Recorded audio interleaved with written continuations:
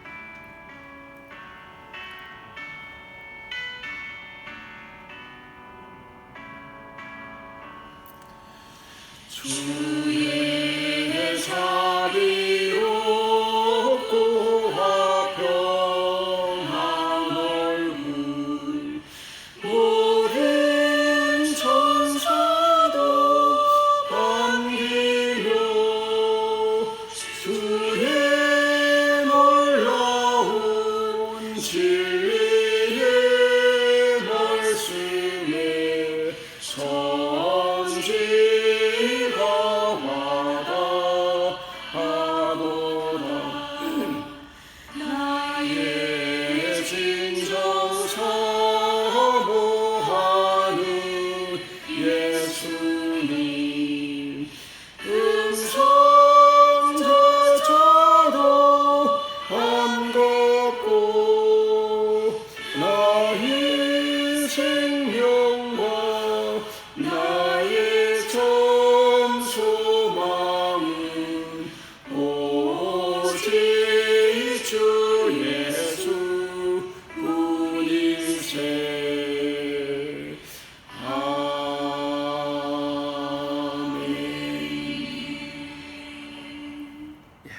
기도하시겠습니다. 사랑의 하나님 아버지, 온 세상의 주인 되신 하나님 주님을 찬양합니다. 말씀으로 세상을 아름답게 창조하시고 저희들에게 선물로 주셔서 감사합니다.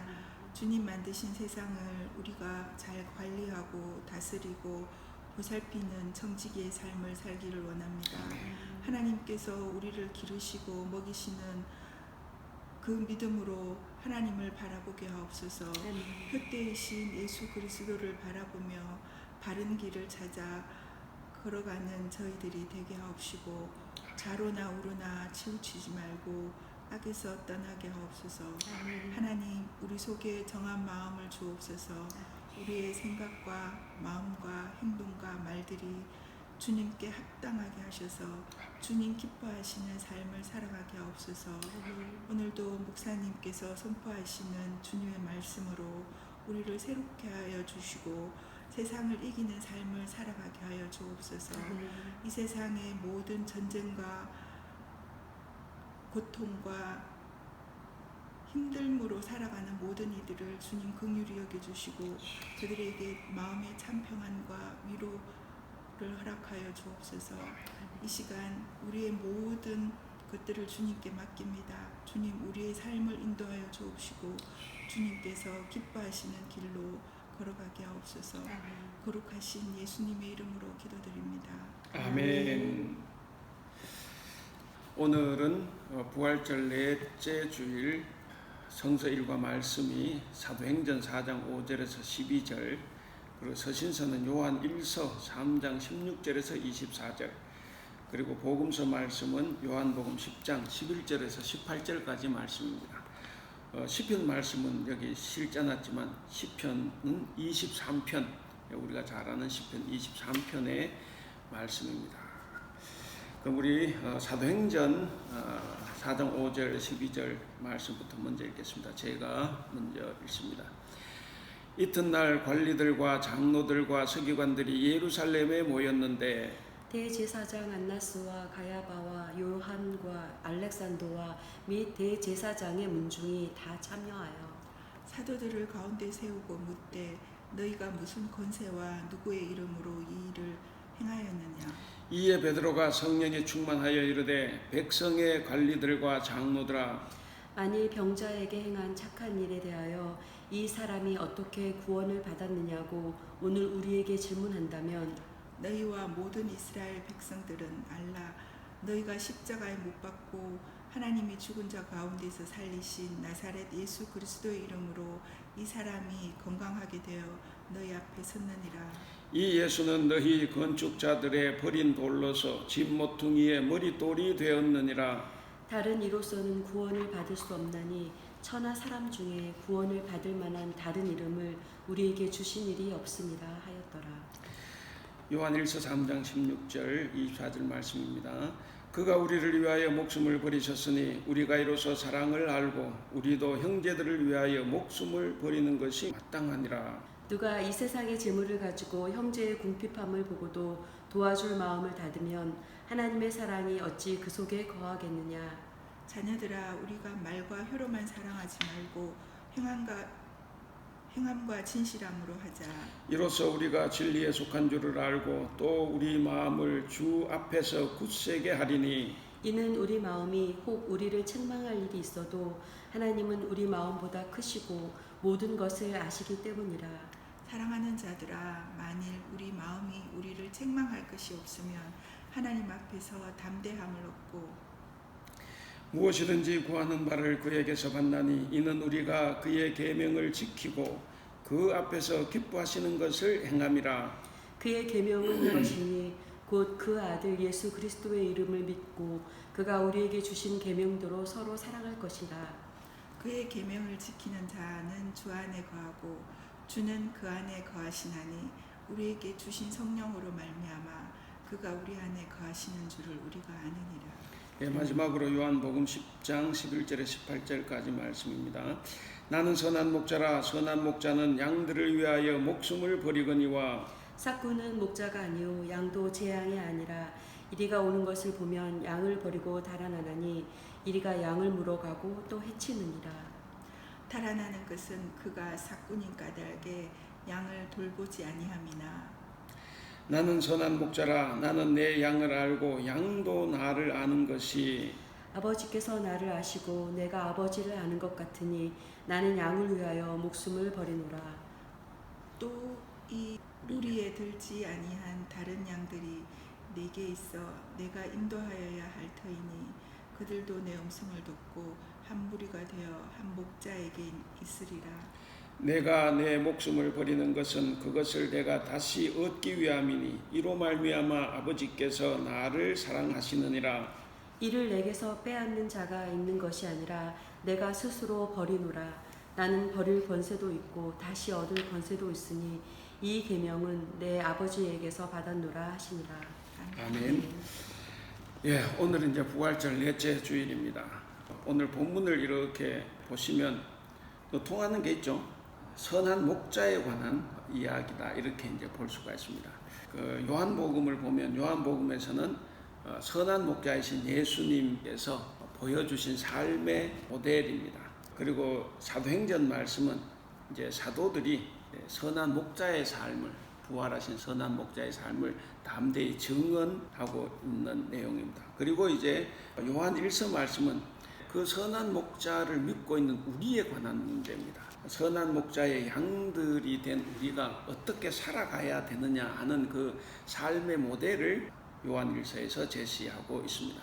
그러니까 이제 오늘 이 선한 목자이신 예수님이 당신의 양들을 위해서 목숨을 내어놓으신 것을 기념하는 주일입니다. 그래서 오늘 이 주일을 과거부터 지금까지 선한 목자 주일이다 이렇게 이제 부르기도 합니다. 아까 말씀드린 거 오늘 읽진 않았지만 시편 23편이 또 대단히 유명한 이제 선한 목자에 관한 시지 않습니까? 그래서 오늘 이제 요한복음은 선한 목자에 관한 이야기로 시작을 합니다. 원래 이게 목자와 양이란 이 주제는 구약 성경에서도 많이 다뤄요.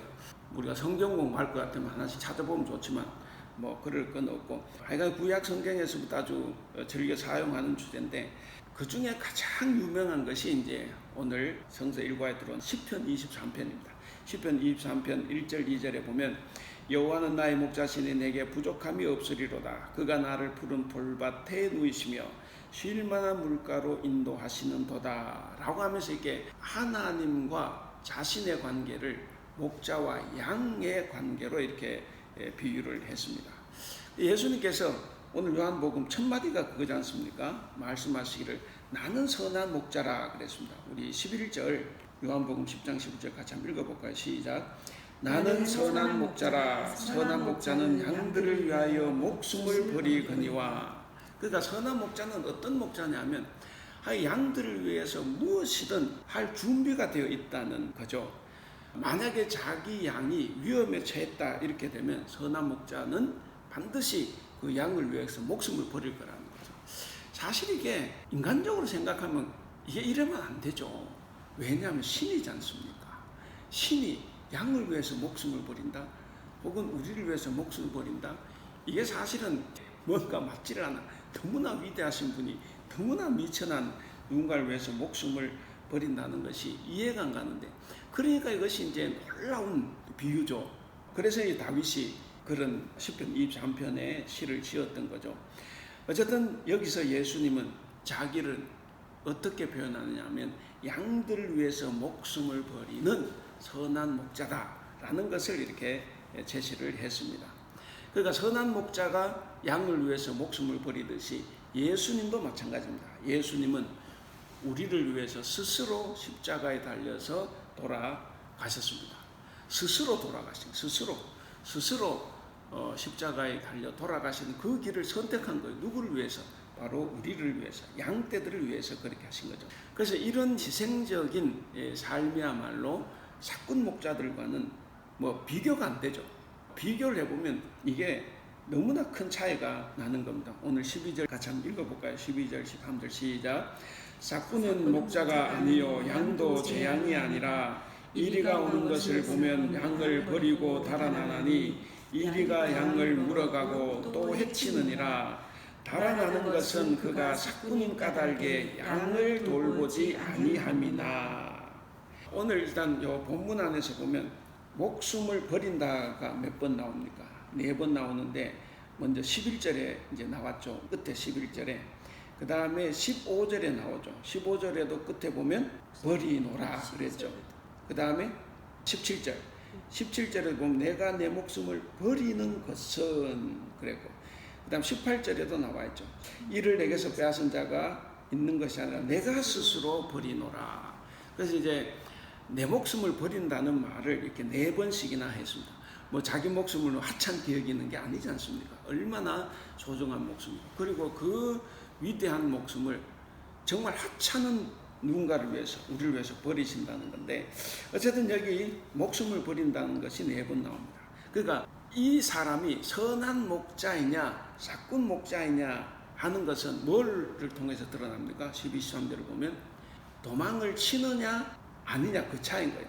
거기 보면 사꾼 목자인가 선한 목자, 양을 위해서 목숨을 버리는가, 아니면 자기가 살려고 양을 버리고 도망치느냐, 거기에 이제 달려있다는 것을 알 수가 있습니다. 그러니까 선한 목자는 어떤 사람입니까?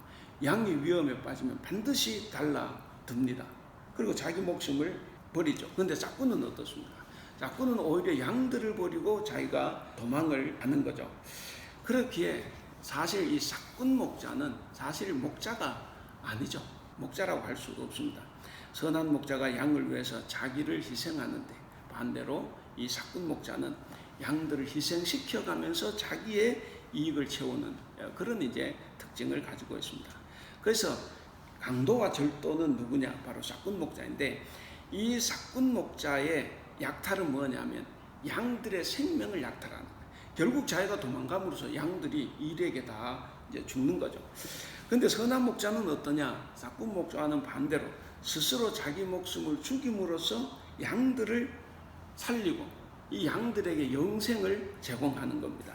그러면 이제 오늘 이 본문 말씀에서 왜 예수님은 양과 목자의 비유를 말씀하셨을까 하는 거죠. 자, 양과 염소의 비유를 왜 말씀하셨냐면, 예수님께서 종교 지도자들, 당시의 종교 지도자들과 예수님 자신과는 차이가 있다는 것을 지금 드러내려고 하는 거예요, 제자들에게.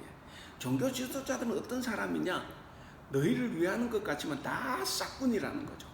다 싹꾼 목자고, 나는 너희를 위하는 참된 선한 목자라는 것을 이야기를 합니다. 그래서 이 당시 종교 지도자들을 예수님께서는 이 절도의 강도에 이제 비유를 해버린 거죠. 그래서 양의 안전보다는 자기 안전이 훨씬 더 중요하고 자기 이익에 훨씬 더 집착을 합니다. 근데 예수님은 아니었죠. 예수님은 반대였습니다. 그러니까 어떻게 보면 당시 종교 지도자들은 목숨을 빼앗는다고 하면 예수님은 오히려 목숨을 살려주는 거죠. 그래서 예수님과는 비교가 됐습니다. 그래서 예수님은 오직 자신만이 양들을 위해서 자기 생명을 버리는 선한 목자다라는 것을 지금 여기서 증거하고 있습니다. 뭐 우리가 이제 성경을 통해서 예수님을 이렇게 많이 봤습니다. 예수님은 아까 말씀드린 것처럼 지고지선한 사랑이 그거죠. 양들을 위해서 스스로 십자가에 달려 돌아가셨다는 겁니다. 근데 종교 지도자는 어떤 사람이냐? 종교 지도자들은 자기들도 양들을 위한 목자다라고 스스로 자처를 했습니다. 근데 이 사람들은 양의 목자라고 하면서도 자신들의 배를 불리기 위해서 목자들을 이용하는 거죠. 어디에선가 성경은 그렇죠. 자신들이 감당할 수 없는 율법의 짐을 백성들에게 지우는 거죠. 그리고 자기들은 아주 편안하게 자기들에게 맡겨진 의무를 전혀 행치 않는 그런 악한 자들이다, 그렇게 이제 표현을 했는데, 그렇기 때문에 예수님은 본문을 통해서 그들은 자격이 없다는 거예요. 그들은 지도자의 자격, 선한 목자의 자격이 없는 악한 사람들이다라는 것을 지금 지적하시면서 오직 참된 목자이신 예수님, 당신을 통해서만 구원에 이룰 수 있다고 강조를 하고 계십니다. 자, 우리 주님, 우리 예수님께서 당신이 선한 목자이신 이유를 14절 15절에 보면 목자와 양이 서로 안다는 사실에서 찾았습니다. 서로 안다.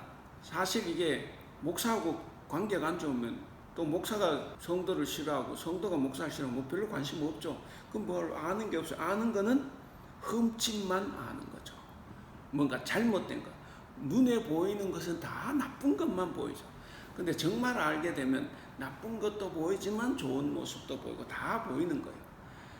근데 목자와 양의 관계에서는 나쁜 것은 나쁜 것대로 보지만 그것을 안타깝게 보고 그걸 고쳐주는 마음으로 이제 보게 되는 거죠. 그러니까 서로 안다는 것이 굉장히 중요합니다. 서로 안다는 것 때문에 자신이 선한 목자라는 건데, 우리 14절 15절 한번 읽어볼까요? 시작.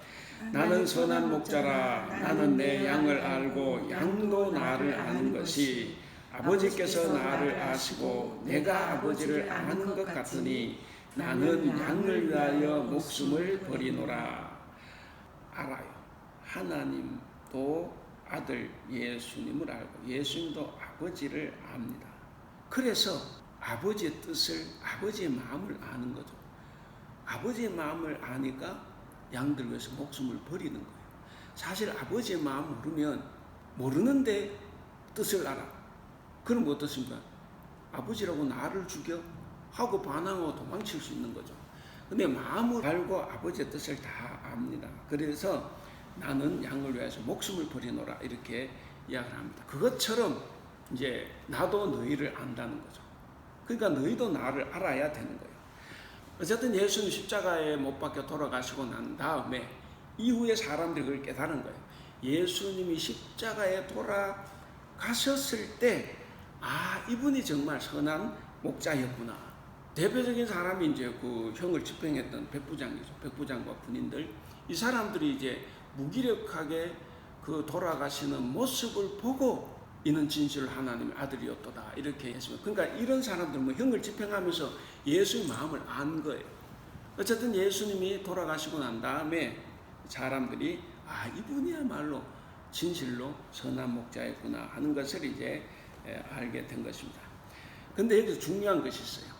뭐냐면 양들이 목자를 알기 이전에 목자가 양들을 먼저 알았다는 겁니다. 뭐 베드로와 안드레를 처음 만났을 때도 고기를 못 잡아서 이렇게 힘들어할 텐데, 그러니까 이미 다 알고 있었죠. 다 알고 있은 상태에서 찾아왔기 때문에 그들이 예수님 제자가 되었을 겁니다. 수가성 여인이라고 하는데 예수님께서 처음 수가성의 여인을 만났을 때도 마찬가지입니다. 예수님은 이 여인이 어떻게 살아왔고 또 무슨 문제에서 실패했는지를 다 알고 계셨습니다. 삭개오를 만났을 때도 마찬가지예요. 삭개오를 만났을 때도 예수님은 그가 어떠한 고독에 처해 있는지, 그의 아픔이 뭔지, 그가 정말 무엇을 갈구하고 있는지를 예수님께서 아셨다는 거죠. 그리고 나다나엘이라는 사람, 무화과나무 아래 있던 이 나다나엘을 만났을 때도 예수님은 그가 어떤 기다림의 사람이었는지, 그가 어떤 성품을 가지고 있었는지 다 알고 계셨습니다. 그러니까 예수님은 양들을 먼저 알고 계셨다는 거죠. 그러니까 이제 우리도 마찬가지입니다. 예수님은 우리가 어떤 사람인지, 우리가 뭘 필요로 하는지, 우리에게 정말 중요한 것이 뭔지를 우리보다 더 잘 알고 계시는 분이 예수님이라는 겁니다. 그런데 지금 내게, 우리에게 가장 중요한 것이 예수님에게는 가장 중요하지 않을 수 있어요. 아마 우리가 중요하다고 생각해 100가지가 있으면 99개는 예수님께서 중요하게 생각하지 않는 것 아닐까 이런 생각도 해봅니다. 자, 이게 뭡니까? 내가 중요하게 생각하는 것하고 예수님이 중요하게 생각하는 것하고 다를 수 있다는 겁니다. 우리는 그 다를 수 있다는 것을 인정을 해야 돼요.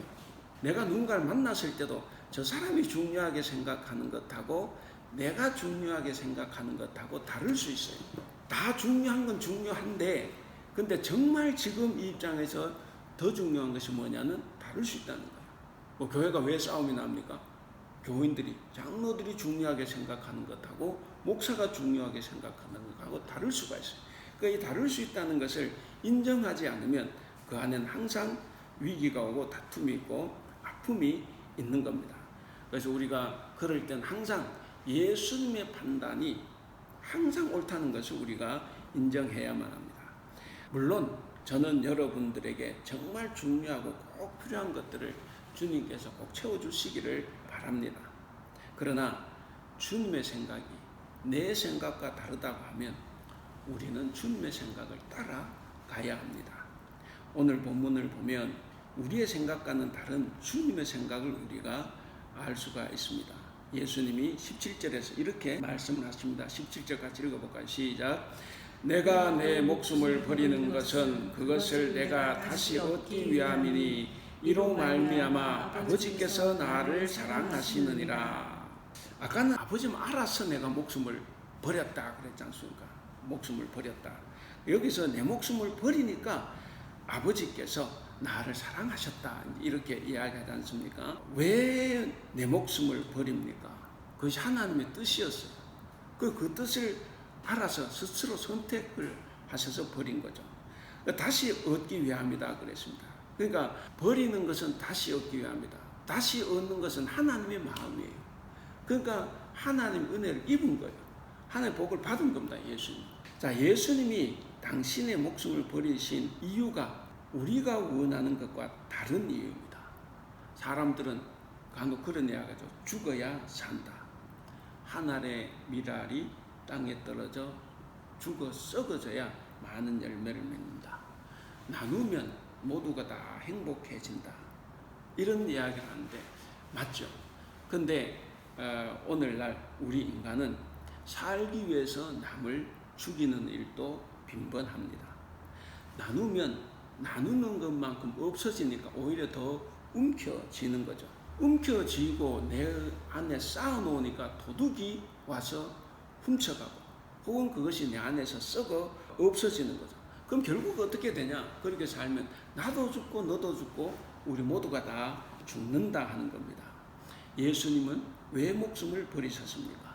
바로 목숨을 다시 얻기 위해서였어요. 이미 예수님 10절에서 말씀하셨습니다. 10절을 보면 내가 온 것은 양으로 생명을 얻게 하려 하고 더 풍성히 얻게 하려는 것이라 그랬습니다. 내가 온 것은 양으로 생명을 얻게 하고 더 풍성히 얻게 하려 한다. 양이 생명을 얻고 더 풍성해지면 무슨 결과가 일어나야 돼요? 당신이 죽어야 됩니다. 예수님이 선한 목자이신 이유가 바로 이거예요. 바로 이겁니다.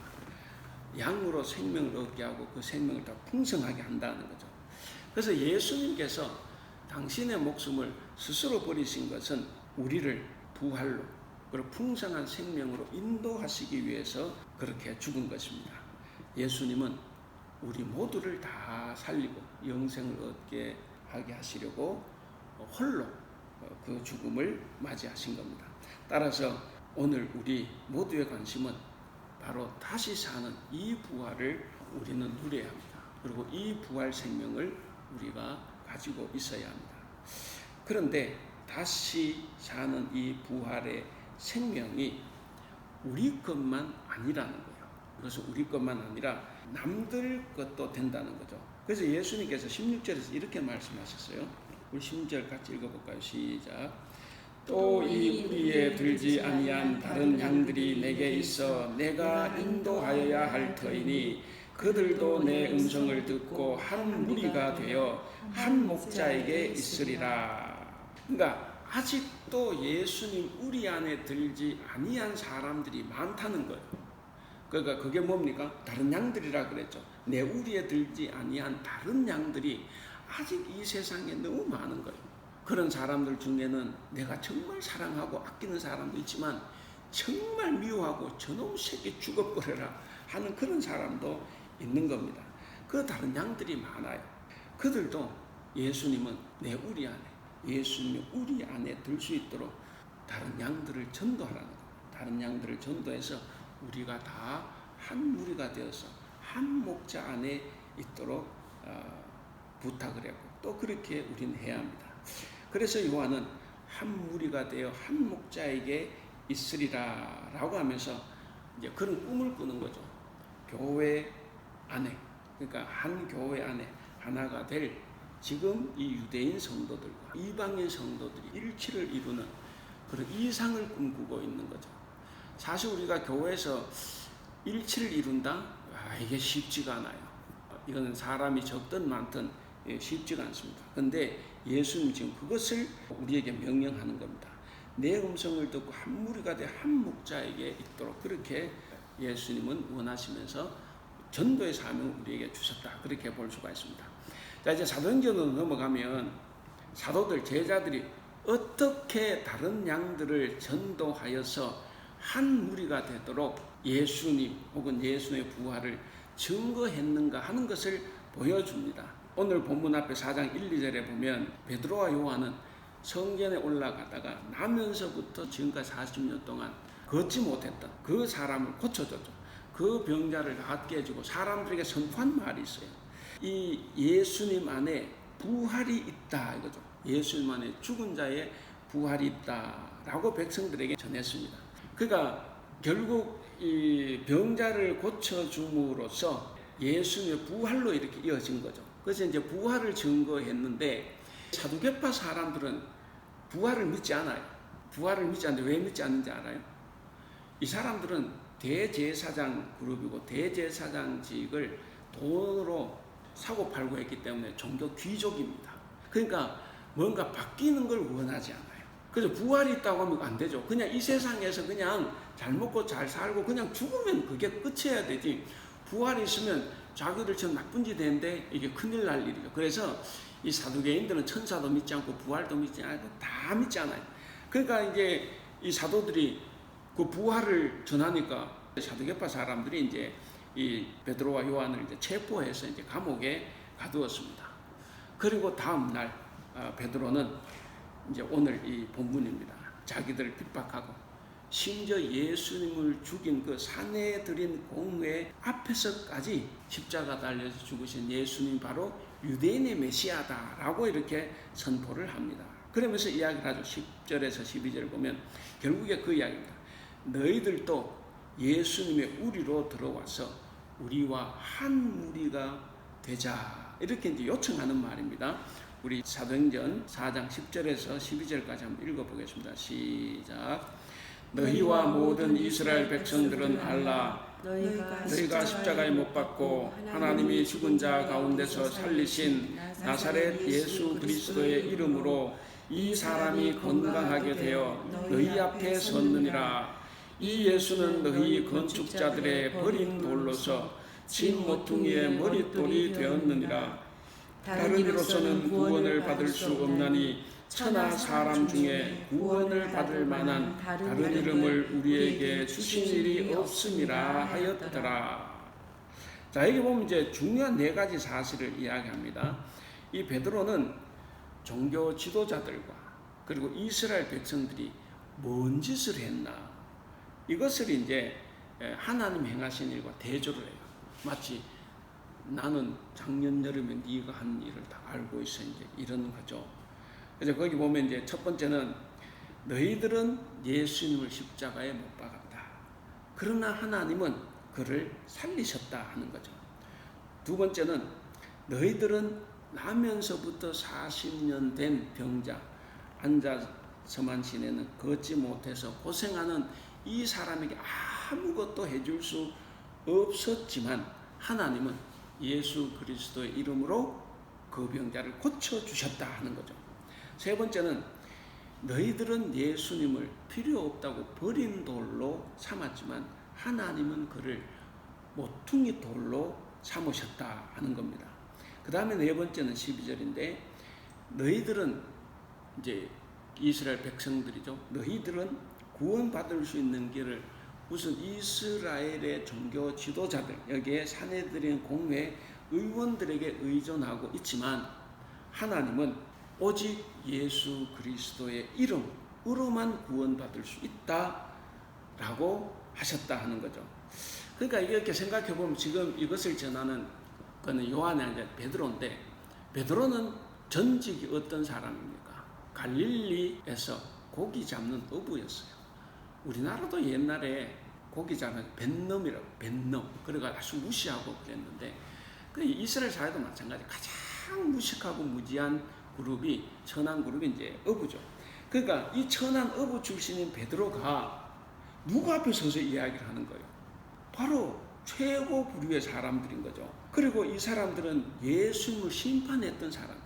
그러니까 예수님을 심판해서 죽였던 가장 지성적이고 가장 부유하고 그리고 가장 힘센 높은 권세를 가진 이 사람들을 공개적으로 지금 어떻게 보면 비난하는 거예요. 물론 전도하는 거지만 나쁜 말로 이야기하면 비난하고 비판했다고 볼 수 있습니다. 그래서 이렇게 보면 대단하죠. 불과 며칠 전까지는 숨어서 벌벌벌 떨고 이제 있다가 지금은 안 해요. 베드로 요한은 이제는 방어적인 자세를 취하지 않습니다. 이제는 공격적인 자세를 지금 취하고 있는 거죠. 그러면서 나면서부터 걷지 못한 사람을 고친 일은 자기들이 한 일이 아니라는 거예요. 내가 한 일, 우리가 한 일이 아니라 하나님이 하신 일이라는 것을 지금 증언하고 있습니다. 그러면서 하나님이 죽은 자 가운데서 살리신 예수 그리스도의 부활을 지금 증언하고 있습니다. 그러니까 한 사람을 고치고 났는데 사실 그 사람에게서 포인트가 예수 그리스도의 부활로 옮겨가는 거예요. 그것을 지금 이야기를 하고 있습니다. 그래서 이 사도행전 말씀에서 베드로는 지금 이런 증언을 통해서 선한 목자이신 예수님의 우리 안으로 들어오라고 지금 적대자들에게 초청을 하고 있는 겁니다. 자, 이렇게 초청을 하시는 그 음성을 듣고 한 무리가 된 사람들이 있죠. 오늘 우리도 한 무리가 된 사람들입니다. 이렇게 한 무리가 되어서 한 목자에게 있는 우리 양떼들이 마땅히 살아갈 삶의 모범, 삶의 모델, 이것이 뭐냐 하는 것이 이제 요한 1서 본문에 나옵니다. 요한 1서는 바로 그 양떼들이 마땅히 살아갈 삶의 모델을 우리에게 보여주고 있습니다. 우리 16절부터 읽어보겠습니다. 시작. 그가 우리를 위하여 목숨을 버리셨으니 우리가 이로써 사랑을 알고 우리도 형제들을 위하여 목숨을 버리는 것이 마땅하니라. 그 다음에 두 번째 23절에서 24절 읽겠습니다. 시작. 그의 계명을 이으시니 곧 그 아들 예수 그리스도의 이름을 믿고 그가 우리에게 주신 계명대로 서로 사랑할 것이니라.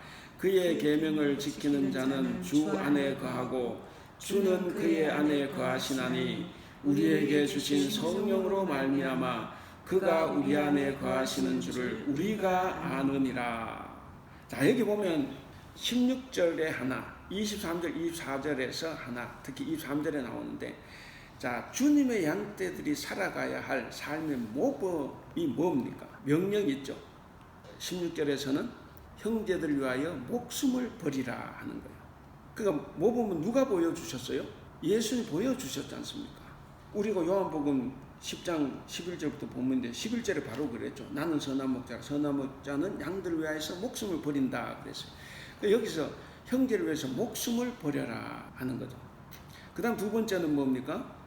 23절 끝에 보면 주님이 주신 계명대로 서로 사랑하라 하는 거예요.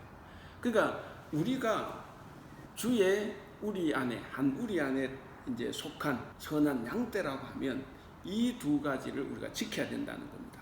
형제를 위해서 목숨을 버려라. 그리고 서로 사랑하라 하는 겁니다. 우리가 16절 방금 봤는데 이 16절 형제를 위해서 목숨 버리는 것이 마땅하다 그랬는데 이 16절 사랑이 진실해지려면 우리가 구체적으로 다른 사람을 돕는 것으로 나와야 돼요. 우리 17절 18절 읽어볼까요? 시작. 누가 이 세상의 재물을 가지고 형제의 궁핍함을 보고도 도와줄 마음을 닫으면 하나님의 사랑이 어찌 그 속에 거하겠느냐.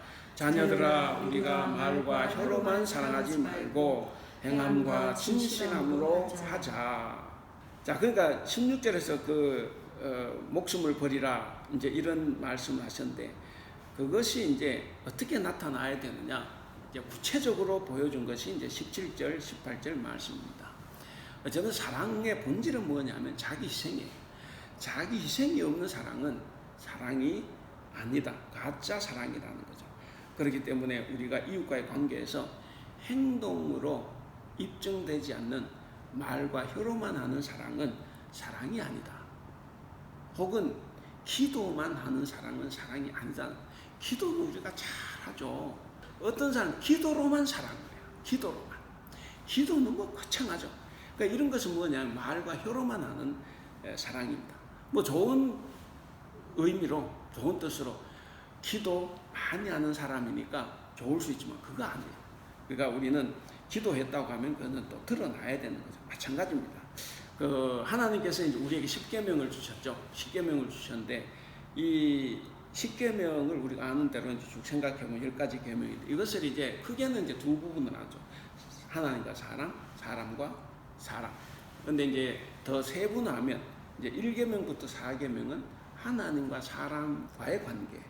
그 다음에 5계명부터 7계명까지는 사람과 사람의 관계예요. 그럼 8, 90계명은 뭐냐면 사람과 재물의 관계입니다. 자, 그러면 여기서 10계명은 사랑이다 그럴 때, 사랑의 계명이라고 할 때 뭐냐면 거꾸로 한번 생각해 보세요. 남의 재물을 탐내지 않는 것, 이것이 이웃 사랑입니다. 이게 사람을 사랑하는 거예요. 그렇게 사랑하는 것이 하나님을 사랑하는 거예요. 그래서 이 10계명을 사랑이다 이제 이렇게 이야기하는 거죠. 자, 근데 예수님은 이 10계명, 이 10가지 계명을 두 가지로 요약을 하시죠. 마태복음 22장 34절 이하인데, 이것을 이제 하나님 사랑과 이웃 사랑이라 그래서 이것을 사랑의 이중 계명이라 그럽니다. 뭡니까? 내 마음과 목숨과 힘과 뜻을 다하여 주 내 하나님 사랑하라. 그리고 내 이웃을 네 자신과 같이 사랑하라. 그래서 예수님은 이 10가지 계명을 그렇게 하나님 사랑과 이웃 사랑 이중 계명으로 요약을 해 주셨습니다. 근데 예수님 또 다음에 이걸 또 한 가지로 요약을 하세요. 예루살렘 입성하시고 난 다음에 요한복음 13장 34절에 보면 하나의 계명이 뭡니까? 이제 나는 너희에게 새 계명을 준다. 서로 사랑하라. 내가 너희를 사랑한 것 같이 너희도 서로 사랑하라. 그래서 하나님 사랑은 빠지고 서로 사랑, 소위 말해 이웃 사랑으로 요약을 했어요. 그러니까 뭡니까? 하나님 사랑하는 것을 뭘로 보여야 돼요? 이웃을 사랑하는 것으로 보여줘야 됩니다. 아마 예수님도 요즘 우리를 보셨는지 몰라요. 하나님 사랑, 이웃 사랑 가르칠 때 쉽게 가르쳐 놨더니 맨날 하나님 사랑만 해요.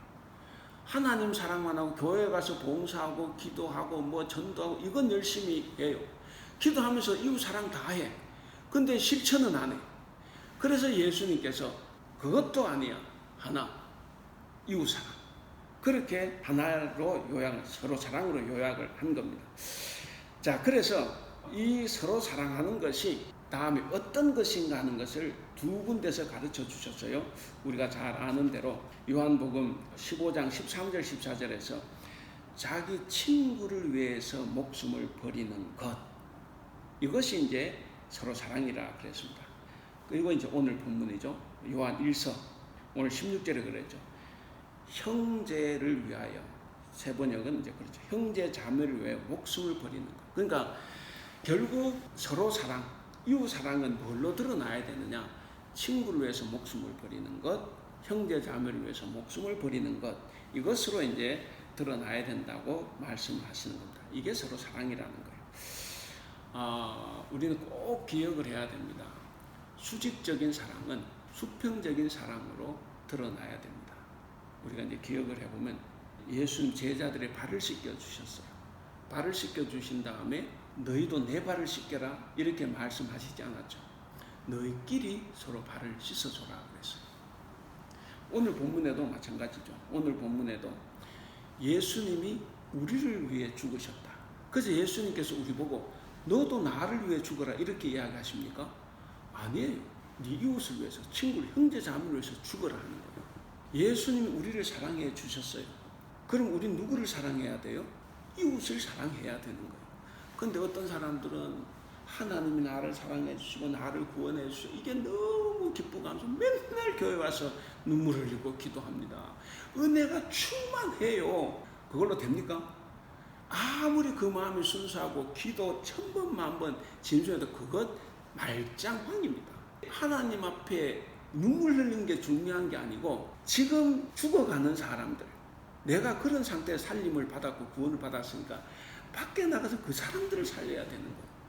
그 사람들을 위해서 내가 목숨을 던져야 되는 겁니다. 그것이 중요한 거예요.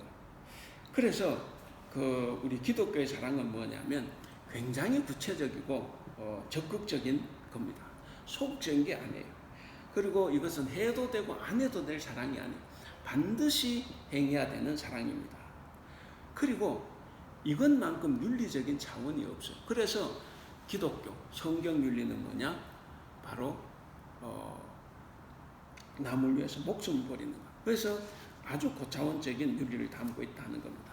사랑하는 우리 성도 여러분, 형제 사랑의 실천은 십자가에서 예수님이 죽으신 것과 같은 지극히 높은 차원도 있지만 반대로 어려운 형제를 돕는 어떻게 보면 아주 작고 사소하고 하찮은 차원도 있다는 거예요.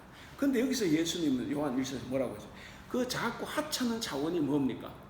고상한 차원이라는 거예요. 우리는 그것을 꼭 기억을 해야 됩니다. 그래서 자기 생을 본보기로 보이셨던 예수님을 믿는 우리 성도들은 단지 믿는다거나 혹은 사랑한다거나 이런 식으로 말하는 것으로는 불충분합니다. 그것은 부족해요. 우리는 실제 생활에서 삶으로 행함으로 그 믿음을 나타내야 합니다. 그리스도는 결코 감상주의자가 아니라 행동주의자가 되어야 합니다. 반드시 그 믿음을 사랑으로 나타내야만 합니다. 선한 사마리아인이 강도 만난 자를 그냥 도와줬죠. 자기 모르는 사람입니다. 그렇게 돌봤던 것처럼 우리도 우리와 상관없는 사람에게 오늘 베드로와 요한처럼 자기들을 죽이고자 했던 그 대적자들에게도 사랑을 베풀었습니다. 그래서 그런 사람에게도 사랑을 실천해야 합니다. 이제 말씀을 맺겠습니다. 우리는 예수님이 우리를 사랑하신 것처럼 우리도 서로 사랑해야 합니다. 우리는 다 예수님의 선한 양떼가 되었어요. 선한 양떼가 된 것은 바로 올바르게 사는 것뿐만 아니라 올바로 사랑한다는 의미도 포함이 되어가 있습니다. 오늘 말씀처럼 양들을 위하여 목숨을 버리신 우리 선한 목자는 우리에게 형제를 위하여 목숨을 버리는 것이 마땅하다라고 하셨습니다. 그것처럼 우리는 더 적극적으로 이웃을 사랑해야 합니다. 오늘 설교 제목 같이 한번 읽어볼까요? 위에 적혀있죠. 시작. 그리스도인 형제 사랑으로 한 무리가 된 사람. 예, 우리는 형제를 사랑함으로 그리스도 안에서 한 무리가 된 사람들입니다. 오늘은 부활절 넷째 주일입니다. 이 부활의 감격이 저와 여러분 삶에 충만하시기를 바랍니다. 그리고 행함으로 형제를 사랑함으로써 한 우리 안에서 한 무리가 된 우리는 아직 복음을 듣지 못하는 다른 양들이 많이 있어요. 그런 양들을 불쌍히 여겨서 복음을 전하고 그리고 주신 계명대로 서로 사랑을 하는데 행함과 진실함으로 서로 사랑하면서 살아야 합니다. 그래서 이번 부활절 네 번째 이 주간에는 선한 목자이신 예수님이 보여주신 그 삶의 모범을 따라서 우리가 선한 일을 행함으로써 다 한 목자 예수님과 한 무리가 되어야 합니다. 한 무리가 될 때 우리는 진정한 영생을 소유할 수가 있습니다. 우리가 이렇게 선하게 살아감으로써 예수님 안에서 한 무리가 되어서 영생을 소유하시는 이번 한 주간 삶이 될 수 있기를 주님의 이름으로 축원합니다. 기도하겠습니다. 사랑이 많으신 우리 하나님 아버지, 예수님이 우리의 선한 목자라서 너무나 감사합니다. 우리가 평생토록 선한 목자에게 속해서 우리에게 보여주신 삶의 모범을 따라 서로 사랑하며 살아갈 수 있도록 도와주시옵소서. 아직도 다른 양들이 많이 있어 그들을 한 무리가 되도록 하라는 가르침에 따라서 베드로가 목숨을 걸고 대적자들에게 예수님을 전한 것처럼 우리도 예수님의 부활을 전할 수 있도록 우리에게 믿음과 지혜를 허락하여 주시옵소서. 또한 사도 요한은 양들을 위해 목숨을 버리신 선한 목자를 본받아 형제들 위하여 목숨을 버리는 것이 마땅한 삶이라고 하였습니다. 하나님, 우리가 이 말씀에 따라서 말과 혀로만 사랑하는 것이 아니라 행함과 진실함으로 사랑할 수 있도록, 그래서 높은 차원이 아니라 우리가 생각할 때 작고 낮은 차원일지라도 가난한 이웃을 도우며 살아갈 수 있도록 우리를 도와주시옵소서. 이 말씀에 따라 우리도 선한 사마리아인이 되어서 서로 사랑하며 살아갈 수 있도록 우리를 도와주시옵소서. 예수님의 이름으로 기도하옵나이다. 아멘. 찬송가 222장 같이 읽겠습니다. 220장. 220장.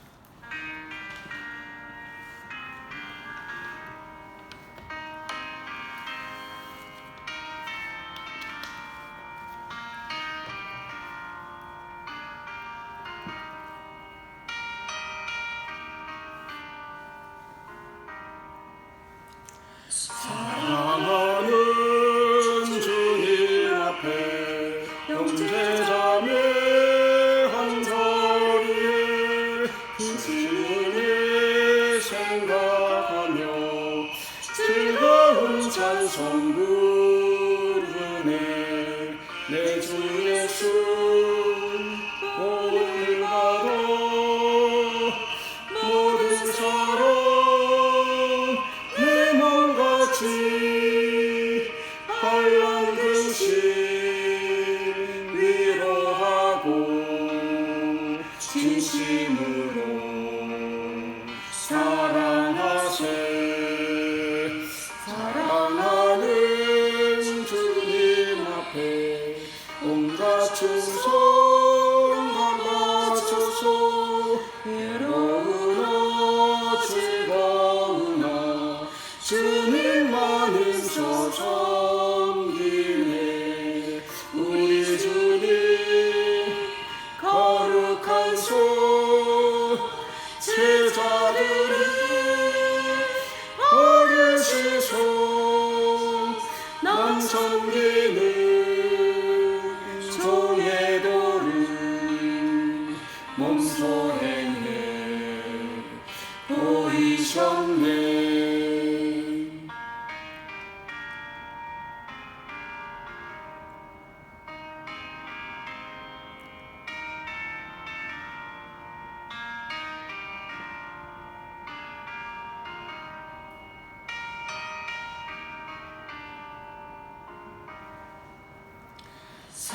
사랑하는 주님 예수 같은 주로 섬기나니 한 피 바다 한 몸 이룬 형제여 친구들이여 한 몸같이 친밀하고 마음으로 하나 되어 우리 주님 크신 뜻을 지성으로 순행하세. 기도하겠습니다. 사랑과 은혜가 충만하신 우리 하나님 아버지, 오늘도 주님 앞에 나오면서 빈손 들고 나오지 않고 우리에게 주신 재물 중에 일부를 주님께 바칩니다. 하나님, 우리가 이렇게 성별하여 바칠 때 우리의 몸과 우리의 마음과 뜻과 정성도 성별하여 하나님께 함께 바칠 수 있도록 도와주시옵소서. 그래야지 하나님의 말씀을 우리의 삶 속에서 실천하며 살아가는 데 부족함이 없도록 주님 도와주시옵소서. 하나님 아버지, 우리가 바친 재물이 하나님 앞에서 거룩하게 또 꼭 필요한 곳에 하나님 그 사랑을 드러내기에 부족함이 없게 쓰이는 것처럼 하나님, 우리도 이 세상을 살아가면서 이 세상에 꼭 필요한 곳에 필요한 사람으로 살아갈 수 있도록 도와주시옵소서. 하나님께서 원하시고 바라시고 하나님께서 눈길 가는 곳에 우리가 그곳에서 주님과 함께 살아가며 이웃과 더불어 살아갈 수 있도록 도와주시옵소서. 하나님 아버지, 오늘 이 바친 예물이 주님께 아름답게 쓰여지기를 원하며 바친 우리 모든 손길들 위에도 은혜와 복을 허락하여 주시옵소서. 하나님 아버지, 어려움이 없게 하시고 어떤 어려움이 있을지라도 그것을 믿음으로 지혜로 잘 극복하며 살아갈 수 있도록 주님 도와주시옵소서. 하나님 아버지, 우리가 세상을 살아가면서 어려움이 없을 수가 없습니다. 하나님, 그 어떤 어려움이 있을지라도 그것이 주님께서 우리에게 허락하신 어려움인 줄로 알고 하나님 아버지, 그 어려움을 잘 받아들여서 거기에서 하나님 뜻을 찾아 더 크게 성장하며 더 큰 복을 누릴 수 있는 우리 모두가 다 될 수 있도록 도와주시옵소서. 감사하며 우리 주님 예수님의 이름으로 기도하옵나이다. 아멘. 여호와는 네게 복을 주시고 너를 지키시기를 원하며 여호와는 그의 얼굴을 네게 비추사 은혜 베푸시기를 원하며 여호와는 그 얼굴을 네게로 향하여 드사 평강 주시기를 원하노라. 아멘.